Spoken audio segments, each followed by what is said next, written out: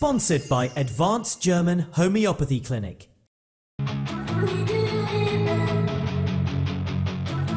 I'm Dr. Manoj Pujar, MD Homeopath, Classical Homeopath, Advanced German Homeopathy Clinic, Varicose Ulcer and Diabetic Wound Care Center.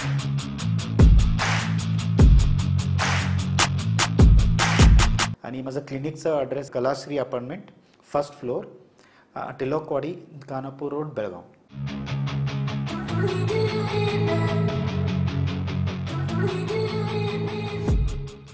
नमस्कार, मी श्वेता अंकले. Tarun Bharat news bulletin मध्ये आपल्या सर्वांचे स्वागत. आता पाहूया ठळक घडामोडी. बेळगावातील अमननगर भागामध्ये मंगळवार दिनांक 18 नोव्हेंबर रोजी सायंकाळी थंडीपासून बचाव करण्यासाठी बंद खोलीमध्ये कोळशाची शेगडी पेटवून झोपलेल्या 4 तरुणांपैकी 3 जागीच मृत्यू झाला असून एकाची प्रकृती गंभीर आहे. मृतांची नावे रेहान माटे वय 22, मोईन नालबंद वय 23, सरफराज हरपणहळ्ळी वय 22 आणि गंभीर अवस्थेतील युवकाचे नाव शाहनवाज हरपणहळ्ळी वय 19 असं आहे. पोलीस आयुक्त भूषण बोरसे यांनी पत्रकारांशी बोलताना सांगितले की एका खोलीमध्ये राहणाऱ्या 4 भावंडांनी थंडीपासून बचाव करण्यासाठी कोळशाची शेगडी पेटवली होती. खोली बंद होती, त्यामुळे कोळसामधून निघणारा कार्बन मोनॉक्साईड वायूमुळे 3 भावंडांचा श्वास गुदमरून मृत्यू झाला आणि 1 जण या घटनेमध्ये गंभीर झाला असून त्याच्यावर बीम्स इस्पितळात उपचार सुरू आहेत. घटनेची माहिती मिळताच बेळगाव उत्तरचे आमदार आसिफ सेठ, अमान सेठ, पोलीस निरीक्षक BR गडेकर आणि आपत्कालीन बचाव पथक घटनास्थळी दाखल झाले. ही अत्यंत वेदनादायक घटना असून अमननगर परिसरात हळहळ व्यक्त केली जात आहे. बेळगाव जिल्ह्यातील राणी चन्नम्मा मिनी प्राणी संग्रहालयातील काळविटांच्या मृत्यूच्या घटनांमुळे निर्माण झालेल्या चिंतेच्या पार्श्वभूमीवर सार्वजनिक बांधकाम व जिल्हा प्रभारी मंत्री सतीश जारकीहोळी यांनी मंगळवार दिनांक 18 नोव्हेंबर रोजी प्राणी संग्रहालयाला भेट दिली. या भेटीमध्ये त्यांनी प्राण्यांची देखभाल, आरोग्य, निवारा आणि स्वच्छतेच्या बाबतीत सखोल तपासणी केली. तसेच त्यांनी वन विभाग व पशुवैद्यकीय अधिकाऱ्यांशी चर्चा करून प्राणी कल्याण सुनिश्चित करण्याचे आदेश दिले. मंत्र्यांनी अधिकाऱ्यांना सर्व आवश्यक खबरदारी घेण्याचे स्पष्ट निर्देश दिले असून अशा घटनांची पुनरावृत्ती होऊ नये यासाठी प्रभावी उपाययोजना राबवण्याचेही आदेश दिले. त्याचबरोबर काळविटांच्या मृत्यू प्रकरणाची सखोल चौकशी करण्याचे आदेशही त्यांनी दिले आहेत. बेळगावातील भूतरामनहट्टी येथील राणी चन्नम्मा मिनी प्राणी संग्रहालयात गेल्या काही दिवसात तब्बल 31 काळविटांचा मृत्यू झाल्यानंतर संपूर्ण जिल्ह्यात खळबळ उडाली आहे. प्राथमिक अहवालानुसार बॅक्टेरियल संसर्गाची शक्यता वर्तवण्यात आल्यानं आज मंगळवारी वन विभागाच्या वतीने युद्धपातळीवर निर्जंतुकीकरण मोहीम राबवण्यास सुरुवात करण्यात आली. प्राणी संग्रहालयातील सर्व कक्ष, आसपासचा परिसर सॅनिटाईज केला जात आहे. म्हैसूर आणि इतर शहरातील तज्ज्ञ पशुवैद्यकांची टीम उपचारासाठी दाखल झाली आहे. 31 मृत काळविटांचे शवविच्छेदन व प्रयोगशाळा अहवाल अद्याप प्रतीक्षेत असल्यानं त्यानंतरच मृत्यूचं नेमकं कारण स्पष्ट होणार. संग्रहालयातील उर्वरित 7 काळविटांची विशेष काळजी व इंटेन्सिव्ह केअरमध्ये देखभाल सुरू आहे. जिल्हा प्रशासन आणि वन विभागाने भविष्यातील अशा घटनांना आळा घालण्यासाठी कडक प्रतिबंधात्मक उपाययोजना करण्याचे आश्वासन दिले आहे.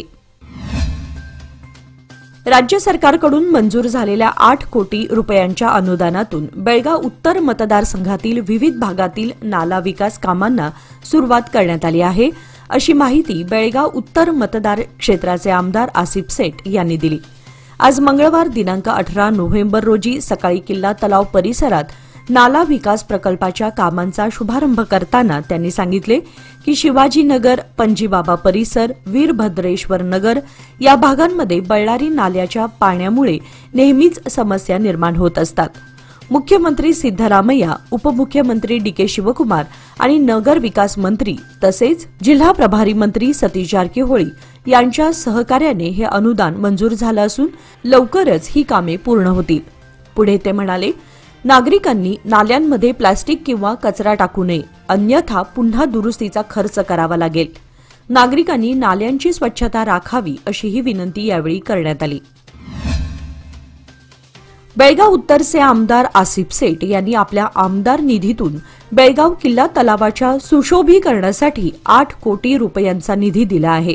या निर्णयाबद्दल नगरसेवक शिवाजी मंडोळकर तसेच इतर आजी माजी नगरसेवकांनी त्यांचे आभार मानले. पत्रकारांशी बोलताना आमदार सेठ म्हणाले की किल्ला तलाव परिसराचा विकास करताना स्पीड बोटिंग, खाऊकट्टा आणि इतर सुविधा उपलब्ध करून देण्याचा आमचा प्रयत्न आहे.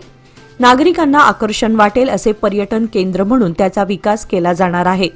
या प्रकल्पामुळे तलावाचा चेहरा मोहरा बदलणार असून स्थानिकांना व पर्यटकांना एक सुंदर पर्यटन स्थळ उपलब्ध होणार आहे. बेळगाव शहरातील मध्यवर्ती बस स्थानक अर्थात सीबीटी ते मार्केट पोलीस स्टेशन मार्गावर फेरीवाल्यांचे अतिक्रमण दिवसेंदिवस वाढत आहे. नूतन शहर बस स्थानकातून बस सेवेचा प्रारंभ होताच या मार्गावरही बस गाड्या सुरू होणार आहेत. मात्र सध्या या अतिक्रमणामुळे वाहतुकीला अडथळा निर्माण होतोय. फेरीवाल्यांनी बस स्थानकाच्या दोन्ही प्रवेशद्वारांवर आपले स्टॉल्स लावले असून फुटपाथवर मोठ्या शेडचे अतिक्रमण केलेले जाळे पसरल्याने पादचाऱ्यांना येथून येण्या जाण्यास जागाही शिल्लक राहिलेली नाही. याशिवाय सुमारे 80हून अधिक हातगाड्याही रस्त्यावर फिरत असल्याने मार्ग आणखी अरुंद झाला आहे. बस स्थानकाबाहेर रस्त्याच्या कडेला ऑटो रिक्षा उभ्या राहत असल्याने वाहतूक कोंडीमध्ये भर पडत आहे. प्रवाशांना बस स्थानकामध्ये पोहोचण्यात मोठ्या अडचणी येत असून प्रशासनाने या अतिक्रमणांवर तातडीने कारवाई करावी अशी मागणी नागरिक आणि प्रवासी वर्गाकडून केली जात आहे. बेळगाव जिल्ह्यातील नवीन रेल्वे मार्गांसोबत उड्डाणपुलांचे काम तातडीने पूर्ण करावेत अशी सूचना खासदार जगदीश शेट्टर यांनी नैऋत्य रेल्वेच्या महाव्यवस्थापकांना तसेच अधिकाऱ्यांना दिली. सोमवारी झालेल्या बैठकीमध्ये रेल्वे संदर्भातील विविध प्रकल्पांची माहिती जाणून घेत रेल्वे विकास कामे वेळेत पूर्ण करून नागरिकांची गैरसोय टाळण्याची सूचना त्यांनी केली. बेळगाव धारवाडद्वारे कित्तूर रेल्वे मार्गाच्या सर्वेक्षणाचं काम धारवाड नजीकची 16 एकर जागा वगळता उर्वरित काम पूर्ण झालं आहे. राज्य सरकारकडून जमीन हस्तांतरित झाल्यानंतर लवकरच या कामाच्या निविदा मागवल्या जाणार आहेत. लोकापूर, रामदुर्ग, सौंदती, धारवाड या रेल्वे मार्गासाठी प्राथमिक सर्वेक्षणाचं काम केलं असून आवश्यक त्या मंजुरीसाठी रेल्वे खात्याला पत्र पाठवण्यात आल्याचं रेल्वे अभियंत्यांनी खासदारांना सांगितलं. बेळगाव शहरातील 3रे रेल्वे गेट उड्डाणपुलाच्या दुसऱ्या टप्प्यातील कामाला येणाऱ्या अडचणींविषयी खासदारांनी माहिती घेतली. वाहनांचा मार्ग बदलण्यासाठी पोलीस विभागाकडून आवश्यक परवानगी घेण्याचे निर्देश देण्यात आले आहेत. आपण प्रत्यक्ष या कामाची पाहणी करून लवकरच सुरू करण्यासाठी प्रयत्न करू असे आश्वासन रेल्वे व्यवस्थापकांनी यावेळी दिले. बेळगाव जिल्हा पोलीस खात्याच्या वतीने आयोजित वार्षिक क्रीडा स्पर्धा 2025ला काल सोमवार दिनांक 17 नोव्हेंबरपासून जिल्हा पोलीस कवायत मैदानावर उत्साहात सुरुवात झाली.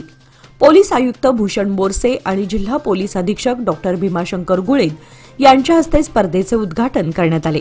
याप्रसंगी पोलीस आयुक्त भूषण बोरसे यांनी पोलीस दलासाठी क्रीडा स्पर्धांचे महत्त्व अधोरेखित करताना सांगितले की पोलीस दलातील अधिकारी आणि कर्मचाऱ्यांवर नेहमीच जबाबदारी आणि मानसिक ताण असतो. त्यामुळे अशा स्पर्धांमुळे त्यांना शारीरिक व मानसिक ताजेतवानेपणा मिळतो. कार्यक्रमाची सुरुवात आकर्षक पथसंचलनाने झाली. त्यानंतर मान्यवरांनी मानवंदना स्वीकारली. दरम्यान बैलहुंगल, रामदुर्ग, गोकाक, चिकोडी, अथणी आदी पोलीस ठाण्यांमधील अधिकारी, कर्मचारी तसेच महिला पोलीस कर्मचाऱ्यांनी विविध क्रीडा प्रकारात सहभाग घेतला.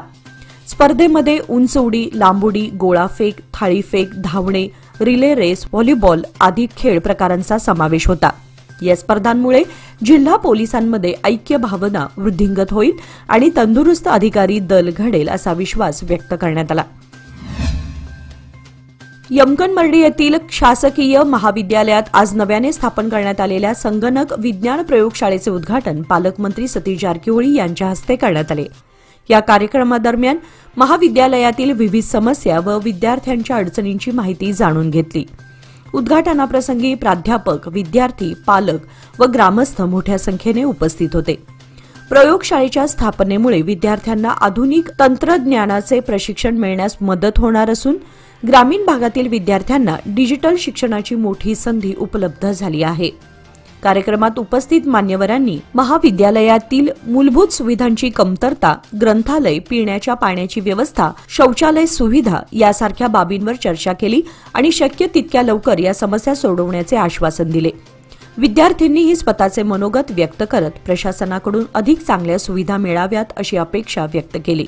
3 दशके विश्वासाची, 30 वर्षे लोकमान्याची. सादर आहे लोकमान्य आनंदोत्सव निवेश योजना. 30 महिन्यांच्या ठेवीवर 10.50% व्याज. ज्येष्ठ नागरिकांसाठी 0.5% अधिक. अधिक माहितीसाठी आमच्या नजीकच्या शाखेला भेट द्या किंवा कॉल करा 180021245050. लोकमान्य, प्रत्येक पावलावर तुमच्या सोबत. फक्त सभासदांकरिता. नियम व अटी लागू. गोपनीय माहितीच्या आधारे मारिहाळ पोलीस ठाण्याच्या पथकाने बेळगाव तालुक्यातील चंदूर गावाजवळील भूमिका ढाब्यामागे कच्ची दारू विक्री करणाऱ्या व्यक्तीस छापा टाकून अटक केली आहे. आरोपीचे नाव मंगेश मारुती काशीकरी, वय 26, राहणार हनुमान गल्ली चंदूर असं असून त्याच्याकडून 2 टायर ट्यूबमध्ये भरलेली अंदाजे 20 लिटर कच्ची दारू, 130 रुपये रोख रक्कम असा एकूण 3130 रुपयांचा माल जप्त करण्यात आला. या प्रकरणी मारिहाळ पोलीस ठाण्यामध्ये अबकारी कायदा अंतर्गत गुन्हा नोंद करण्यात आला असून या यशस्वी कारवाईबद्दल पोलीस आयुक्त भूषण बोरसे व डीसीपी नारायण बर्मणे यांनी पथकाचे कौतुक केले आहे. बेळगाव शहरातील येडियुरप्पा मार्गावर दत्तप्रसाद ढाब्याजवळील खुल्या जागेमध्ये सुरू असलेल्या मटका अड्ड्यावर सीसीबी पोलिसांनी छापा टाकून एका मटका बुकीला अटक केली आहे. अधिकृत माहितीप्रमाणे बेळगाव सीसीबीचे पोलीस उपनिरीक्षक मंजुनाथ बी बजंत्री यांच्या नेतृत्वाखालील पथकाने कारवाई करत आरोपीकडून रुपये 10,080 रोख, मटक्याच्या चिठ्ठ्या आणि साहित्य जप्त केले. या प्रकरणी सीसीबी पोलीस ठाण्यात गुन्हा नोंद करण्यात आला असून पुढील तपास सुरू आहे. सीसीबी पोलिसांची ही कारवाई शहरातील अवैध सट्टा आणि मटका व्यवसायाविरोधातील मोहीम अधिक तीव्र झाल्याचे स्पष्ट करते. ऊस वाहतूक करणारे ट्रक, ट्रॅक्टर ट्रेलर, बैलगाड्यांना वाहनांची धडक बसून होणारे अपघात टाळण्यासाठी रिफ्लेक्टर बोर्ड व टेप लावण्याच्या सूचना जिल्हा पोलीस प्रमुख डॉ. भीमाशंकर गुळेद यांनी ऊस वाहतूकधारकांना दिल्या आहेत. मोटार वाहन कायद्यानुसार वाहतूक नियम पालनाची जबाबदारी वाहन मालकांसह मालवाहतूक करणाऱ्या साखर कारखान्यांचीही आहे. शिवाय जिल्ह्याभरातील सर्व पोलीस ठाण्यांच्या वतीने या संदर्भात जागृती केली जात आहे. यंदाच्या ऊस गाळप हंगामात ऊस वाहतूक करताना अपघात होऊ नये यासाठी वाहतूकदार चालक मालकांचे प्रबोधन करण्यात येत आहे. साखर कारखान्यांवर ऊस वाहतूक करणाऱ्या ट्रॅक्टर ट्रेलर, बैलगाड्या व ट्रक या वाहनांना रिफ्लेक्टर बोर्ड व टेप बसवणे कायद्यानुसार बंधनकारक आहे. वाहनांना रिफ्लेक्टर नसल्यामुळे अपघाताची शक्यता वाढते. वाहनांना रिफ्लेक्टर नसल्यास वाहन चालक मालकाला दंड होणार आहे. ऊस वाहतूक करणारी वाहने रात्रीच्या वेळेमध्ये प्रवास करतात. काही वेळा वाहने रस्त्याच्या कडेला उभी केली जातात, मात्र वाहनांना रिफ्लेक्टर नसल्यामुळे अपघाताच्या घटना घडतात. या पार्श्वभूमीवर जिल्हा पोलीस प्रमुखांनी सुरक्षित ऊस वाहतुकीसाठी साखर कारखान्यांना सूचना दिल्या आहेत. कर्नाटक राज्य परिवहन मंडळाकडून बेळगाव तालुक्यातील अतिवाड, बेकिनकेरे, गोसगा, बसुर्ते या गावांना सातत्याने अन्यायकारक व सापत्नपणाची वागणूक मिळत आहे. शाळा सुरू झाल्यानंतर दरवर्षी बसची बोंबाबोंब असते.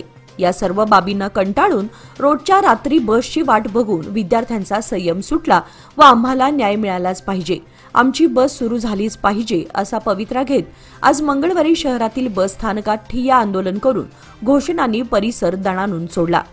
अतिवाड गावामध्ये बस वेळेत न आल्याने शाळकरी मुलांचं शैक्षणिक नुकसान होत असल्यानं विद्यार्थ्यांनी भर उन्हात सुमारे तासभर बस स्थानकात ठिय्या आंदोलन केलं.